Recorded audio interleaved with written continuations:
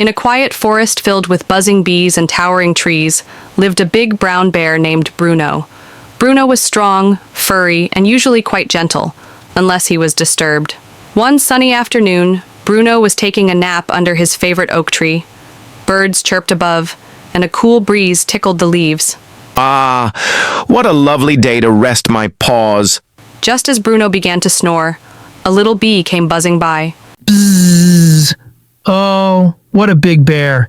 Maybe I'll rest on his nose for a second. The bee landed gently on Bruno's nose, but suddenly, Ouch! Something stung me. Bruno jumped up with a roar. His eyes widened with rage. Who dares sting me while I'm sleeping? He looked around and saw the tiny bee buzzing away. I'm sorry. It was an accident. Please don't hurt me. A sting for a nap? That's it. Bruno charged toward the bee, but the bee was too quick. It darted back into its hive, tucked safely in a nearby tree. If one bee stung me, then I'll destroy the whole hive. Bruno glared at the beehive. Without thinking, Bruno raised his strong paw and smashed the beehive. Narrator. At first there was silence. Then, a loud buzzing filled the air. Our home, our honey, get the bear. Hundreds of angry bees swarmed out. Bruno's eyes widened. Uh-oh. Who? The bees chased Bruno all through the forest. He ran over logs, jumped into bushes, and finally dove into the river to escape. That was close.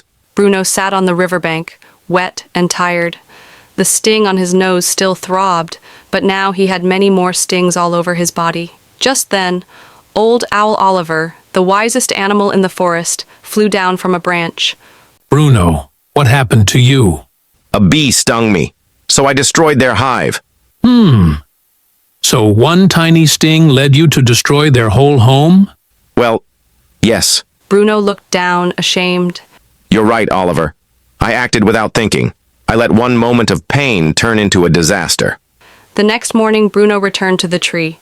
The broken hive lay on the ground. Hello, little bees. I came to say, I'm sorry. Yes, I didn't mean to harm all of you. I was angry and made a big mistake. I want to help rebuild your hive. I sure will. The bees buzzed softly among themselves. We forgive you, Bruno. Thank you for coming back. With the help of the forest animals, Bruno gathered sticks, leaves, and honeycomb pieces to rebuild the hive. Soon, the beehive was as good as new. And from that day on, Bruno and the bees became friends. And remember, Bruno, next time take a deep breath before you act. And so, the bear learned a big lesson from a tiny bee. Moral of the story. Don't let anger guide your actions.